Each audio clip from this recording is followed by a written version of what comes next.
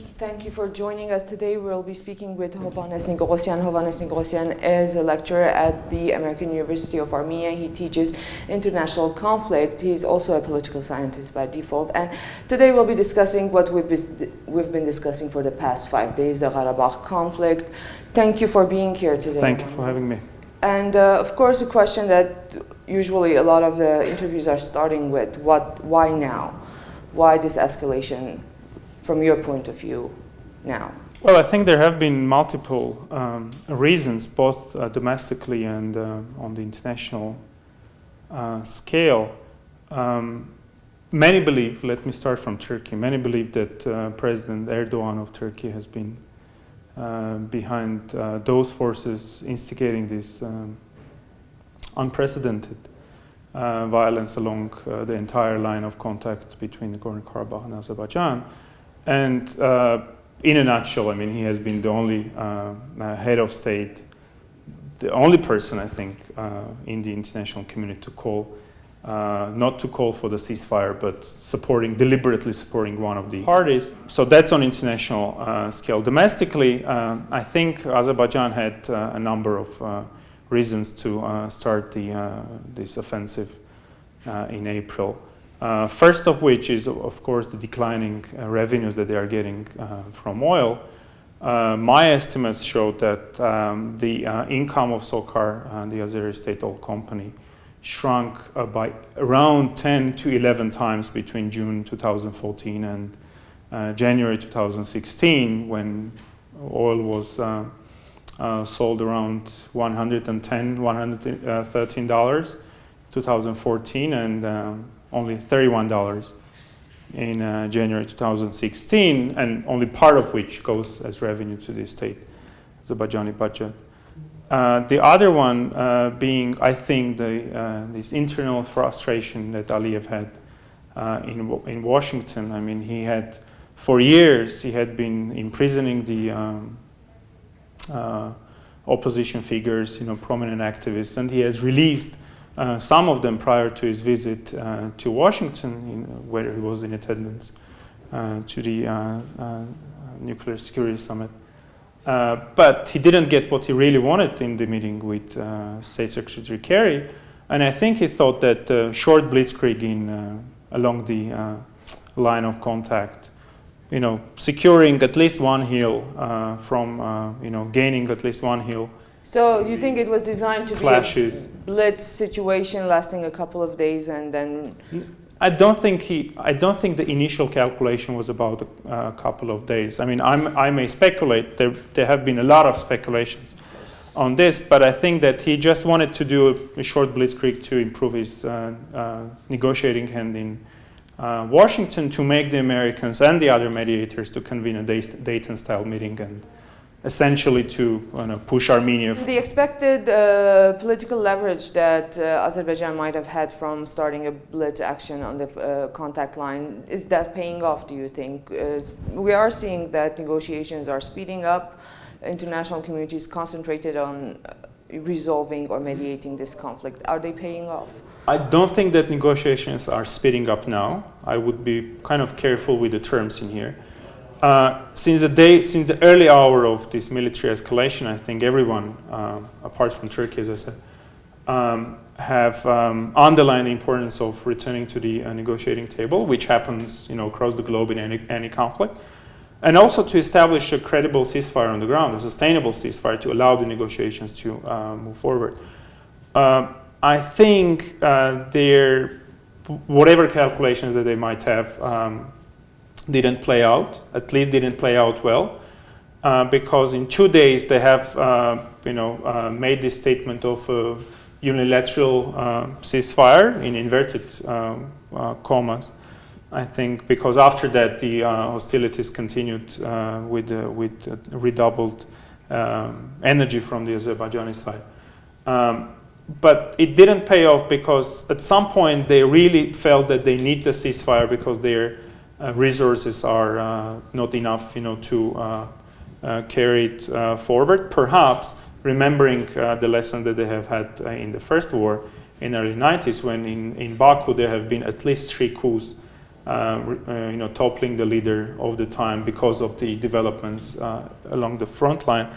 And this is, by the way, this is a very inherent characteristic of these dictatorships along the, in the entire world, in Africa, elsewhere, where the leaders, authoritarian leaders, fear the developments on a battlefield that they can cost sometimes their life, but obviously the power. But it didn't pay off because after that unilateral ceasefire bluff, they have started shelling along the international border, I think in Tavush province of Armenia, trying, I think, to get Russia on board. And obviously, that's a military conflict that Russians would love to avoid. And that is, I think, what facilitated, I think that happened in the evening of April the 4th, and that is something that facilitated the Russian peacemaking initiatives. Eurasia Economic Union summoned the planned meeting in Yerevan that was moved to Moscow.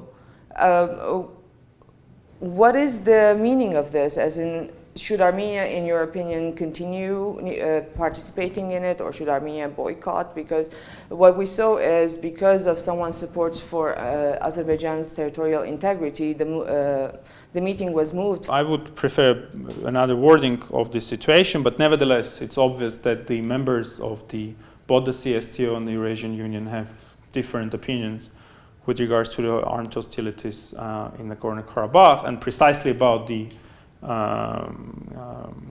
who instigated this offensive against the people of Nagorno Karabakh. But I think that's not a good reason to jump out of the integration projects, but rather a fitting opportunity to actually lay out your own position to the other members of these regional arrangements, and to try to seek a common ground. I think it was unprecedented in a way to see the Armenian Foreign Ministry to summon the Belarusian ambassador in Yerevan to the ministry. I can guess that for not a very pleasant conversation for the ambassador. And the next day after that, the Foreign Minister of Belarus changed their wording, their reading, not only the wording, but also the reading of the situation. Mr. Nikoghosyan, what do you think is a possible outcome or solution to this situation?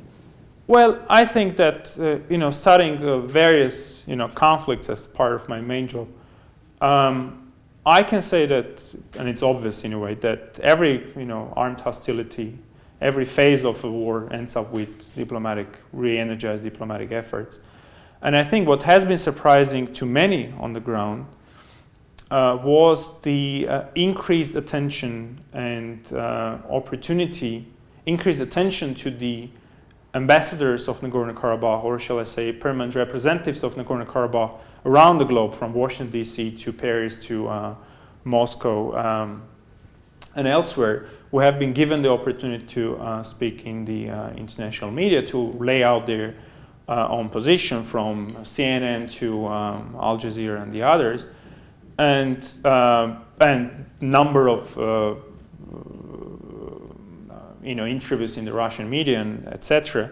And I think that the world is coming closer to understanding that the people of Nagorno Karabakh has again prevailed in a war which they never launched for the second time. And I think this will increase will give them a better hand in participating in the negotiations as a full party to the talks around the table, as they have been doing initially in the 1990s. So I think now what the mediators are working for securing a sustainable peace, sustainable, shall I say, not peace, but a ceasefire, truce between the parties.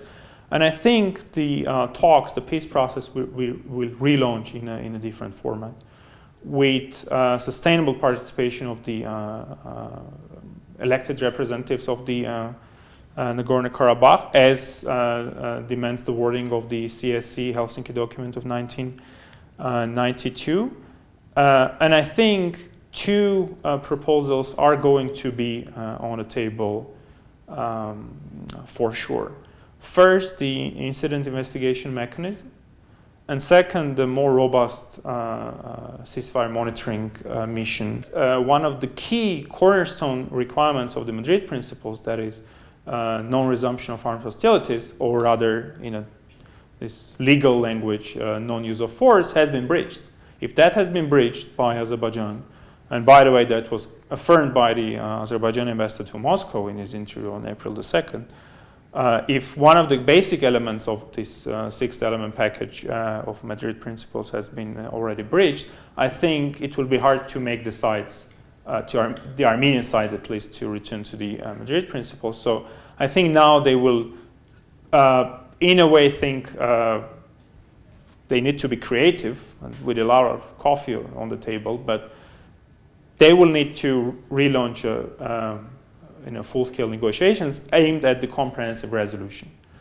One of the most important elements on the table would be, which have been kind of not possible so far, a defined date for the referendum, if that is going to happen. I mean, a day before this escalation, on April the 1st, I think the Deputy Minister of Foreign Affairs of Armenia, in an interview to some local outlet, has revealed this important element of the forthcoming referendum. So I think that is going to return to the table, and it will be hard for the losing party in this whole battle, at the expense of many lives, namely Azerbaijan, to accept these basic preconditions. But the other element that I think the Armenian sides would need to persuasively put on the table is not only investigation of the future violations of the ceasefire regime of 1994, which I think the chiefs of general staff have agreed to return to the table in their Moscow meeting, would be investigation on of the eventual war crimes that have taken place during this 4-day war.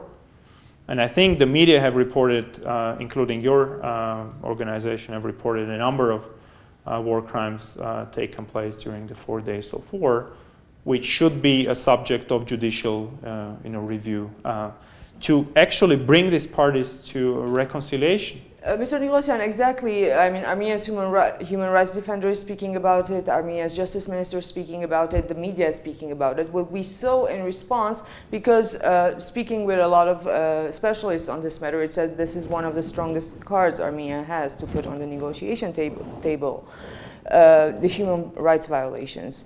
But what we're seeing today, and starting yesterday, a strong flow of information on international media, the Jerusalem Post, Al Jazeera as well, written by Azeri writers or scientists or political, and that is like brutally condemning Armenia for the same crimes Armenia is saying Azerbaijan is committing. So there is a media counterattack on this side for this kind of information, human rights violations. So how should we deal with that?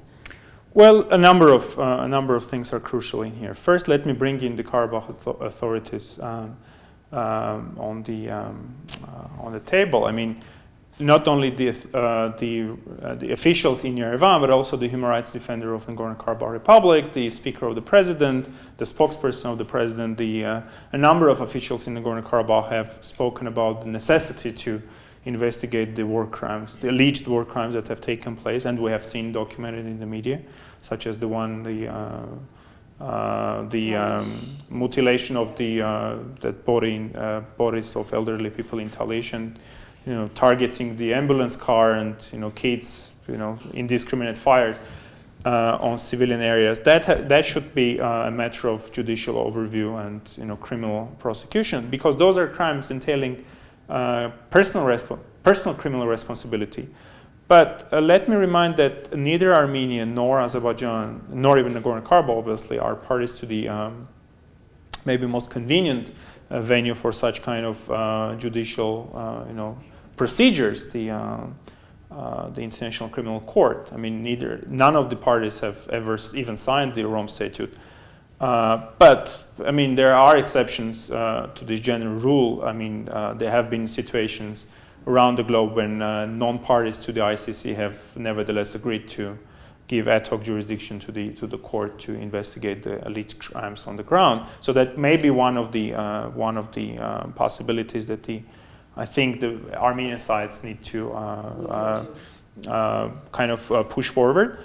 But with regards to the media, these speculations, I think what this conflict, this war, shall I say rather, has told us is that war is not only a loud, enterprise, a lot of people speaking, but also very instant. I mean, now we have seen that the foreign ministers have been, making their statements through Twitter, and all of it's requiring an instant response. I think the people on the ground have done a tremendous, good job in, doing, fulfilling their official duties. But what have been important, besides these paid advertisements, perhaps, that have been published in Al Jazeera or Jerusalem Post or elsewhere, more importantly, the international media has given the opportunity to the representatives of Nagorno Karabakh to speak up. I think that is very, very important, with their full titles, affiliations, which is important in terms of underlining their role as a legitimate representative of the people of Nagorno Karabakh, which actually have a say. I mean, while now, so far, only Armenia and Azerbaijan have been talking about the destiny of people, neither of them have, in a way, full control or shall have full control. Thank you very much. Thank you. And we thank the viewers for joining us.